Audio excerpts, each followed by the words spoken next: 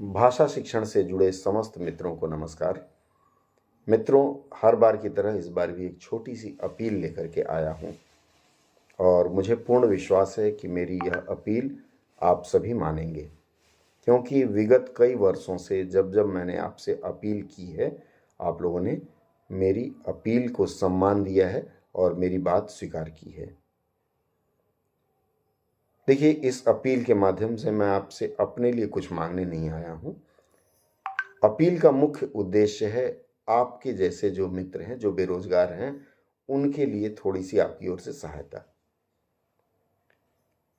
Staff selection commission ने पिछले 2 वर्षों से अपने चयन प्रक्रिया की परिपाटी बदल दी है।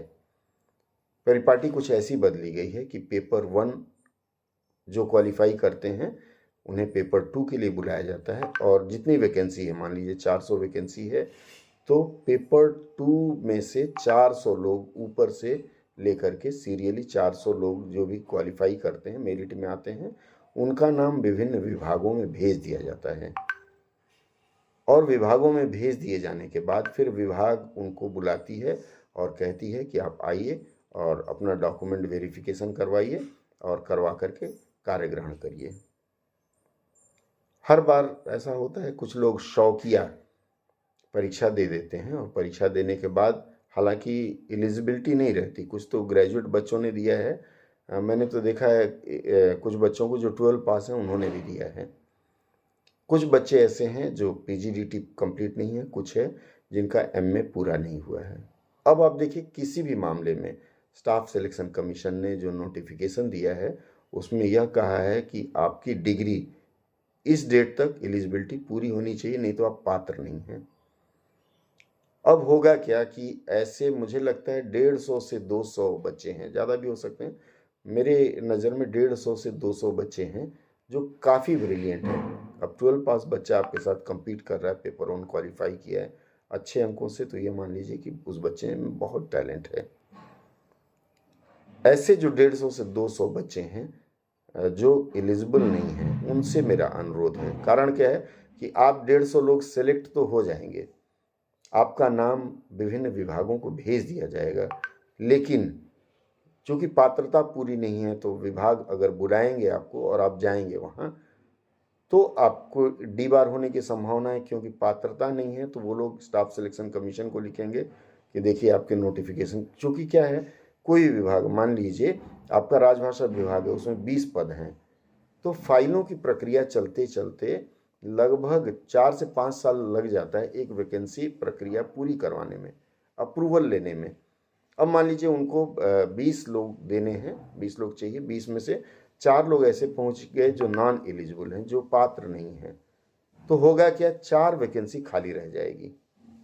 आप तो गए नहीं, आपने 4 बच्चों के पैर काट दिए, वो 4 वैकेंसी फिर अगले 20 साल तक भरेगी कि नहीं पता नहीं। तो 4 लोगों का रोजगार आपकी वजह से खत्म हो जाएगा। और ऐसा नहीं है कि ये सिर्फ आपके साथ हो, आप दूसरे के साथ कर रहे हैं तो आपके साथ कहीं ऐसा रिपीट ना हो, क्योंकि जो भी करते हैं भला भला ही होता है। और ऐसा सोच के ना करें, नहीं जी मैं तो दूंगा या दूंगी ही, देखें मेरा क्या बिगड़ता है।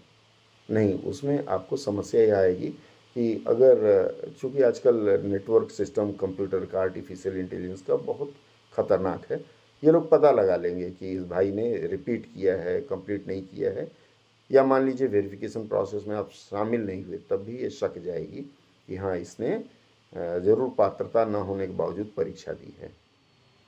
आपके लिए खतरा तो है ही।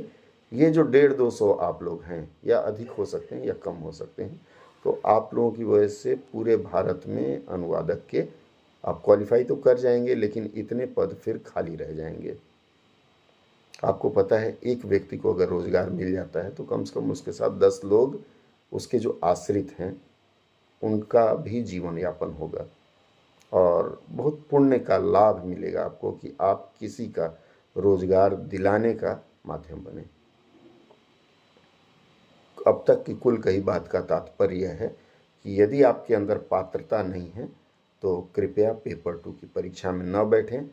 मुझे पता है आपकी पात्रता नहीं है, तो आपने IBPS SO का भी भरा है, IBPS SO के पेपर 1 में आप बैठें और अपने आप को आजमाएं, क्योंकि वह फील्ड भी एक है। IBPS SO की वैकेंसीज लिमिटेड, हालांकि वहाँ भी आप रोकेंगे और कहीं ना कहीं हर स्तर पर अपने लिए आप एक बाधा तैयार करेंगे।